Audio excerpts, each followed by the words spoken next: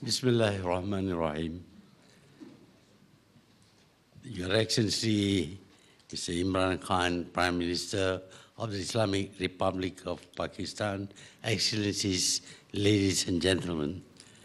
First of all, I would like to thank the organizers for a practice that whenever an official visit is made to a country, we bring along with us business people, because our intention is not just to establish good relations with other countries, but also to develop our countries to increases in trade and industry. For us, the ambition is to better the British so that no one can say that independence have not given us anything, any advantage, any progress.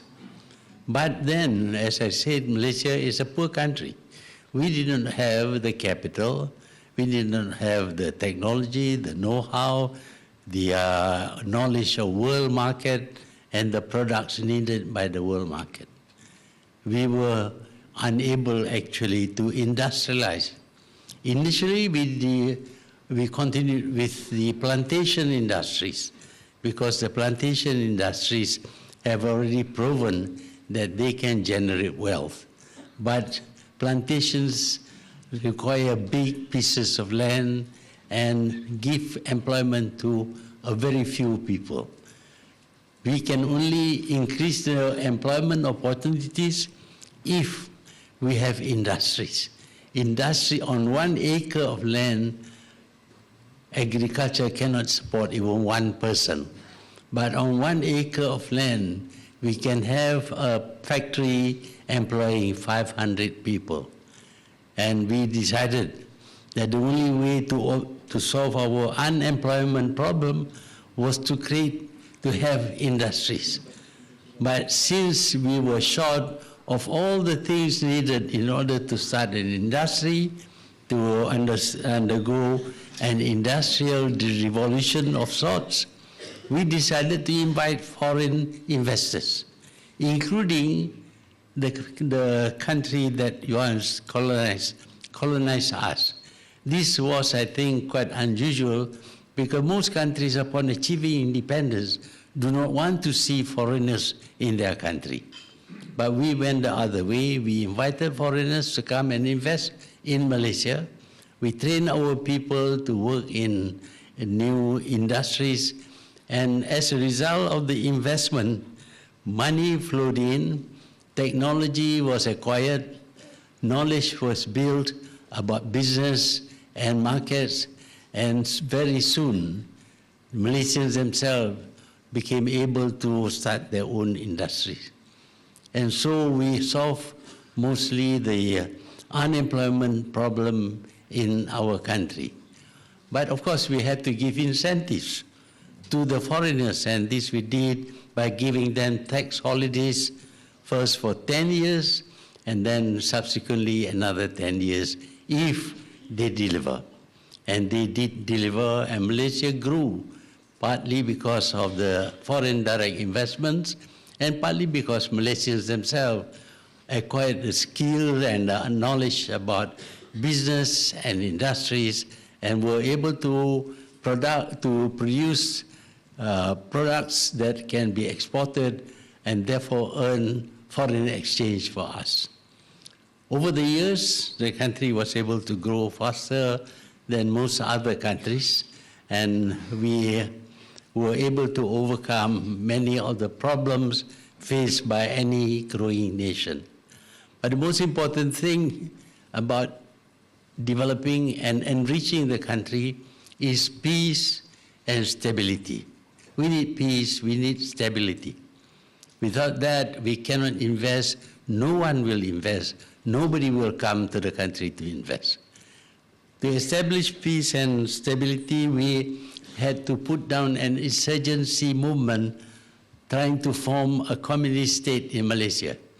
We fought them militarily, but also we fought them psychologically, because we tried to win the hearts and minds first of the people so as not to support the insurgents, and secondly, to win over the insurgents themselves, so that within a short period of time, relatively speaking, the country became peaceful and stable. With that peace and stability, many people came to Malaysia to invest and to grow the economy. Since then, we have followed many development plans, 5-year plans, so that the country could grow. But we always realize that wealth is not created by the government. The government has no way of creating wealth other than taxing people. But if you want to tax people, the people themselves must have money, must have some income. Then only you can tax the people. So we realize that if the people are rich, then they pay the government more money, and the government will then return the money in the form of infrastructure for the people. We need to enrich the people. And to do this,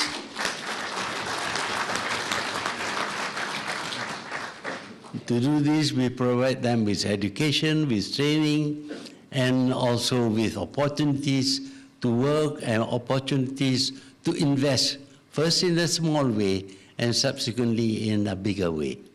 By doing this, the people became rich, and of course, we require them to pay corporate tax and income tax, and that enriches the coffers of the government. And eventually we provided all the necessary infrastructure, roads, railways, and water supply, electricity, and all kinds of other things needed in order to bring up and develop the country. This is a very good business for government. We ask the private sector to invest with their money, and when they make money, 26% of their profit belongs to us. It's the best kind of investment because we didn't put up any money at all, but they have to pay us taxes. But we have to return to them in a way by providing them with incentives, with infrastructure and other things, laws and rules, in order to ensure that their investments will be safe in Malaysia. And that is what happened over the years. But we also want to benefit from the rest of the world because Malaysia is a trading nation. We need to trade. We need to trade with the rest of the world. And so diplomatically we decided to be freed from them. And so Malaysia today officially has no enemies. Maybe others might consider ourselves their enemy, except for Israel. We have never had any relation with Israel.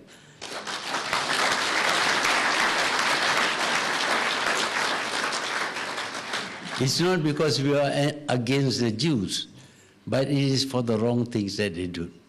Seizing other people's country and calling it your own country, expelling people from the country you seize. These are works of robbers, not people. So we cannot have any relation with Israel. Until now, we have no relation with Israel, and we feel that since Israel and the West promotes free speech, therefore we have a right to say nasty things to them. It is really an exercise in free speech. But of course they say nasty things about us also. That's okay, we accept that because that is part of the things that free speech entitle you to. In terms of foreign relations, I think we have diplomatic relation with almost 3/4 of the countries in this world. We trade with almost all of them. And since trade brings wealth to the nation, Malaysia grew also through trade. We are able to produce things which we can export, and at times our export exceeded our imports.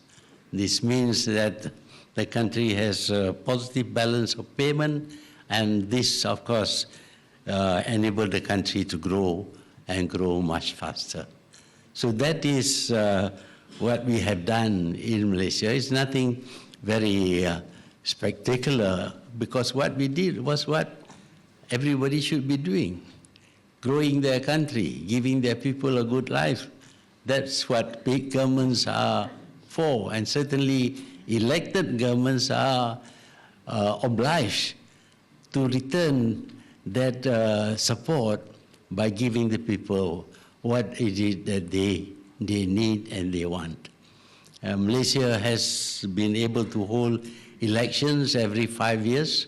We had a small problem in 1969 when there were race riots, but we settled that race riot within 2 years, and since then there has been no race riot, because although our country is multiracial, multi-religious, multilingual, multicultural, and also there is vast disparities in the economic well-being of the different people, Malaysia has remained peaceful and stable for a long time. And it is this that helped us build our country. And when we come here, I'm quite sure, while we are thinking about buying more from Pakistan, we also want to export more to Pakistan. One thing is about this new government that we have. We have pledged that ministers may not receive gifts. No gifts for ministers except food and flowers. As a result, I have a lot of food in my house. Nothing that is more than $500 worth can be given to a minister without him being charged for corruption. I don't know what the rule is in Pakistan, but I can assure you I have no intention to bribe the Prime Minister of Pakistan.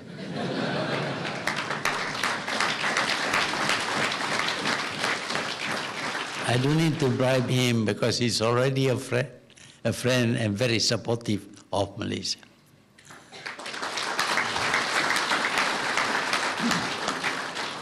But I also have other reasons for doing this, and not because I want to bribe, but I think I need to promote one Malaysian product in Pakistan in the hope that we can work together in producing that product. And so I would like to give to the Prime Minister of Pakistan a Proton car.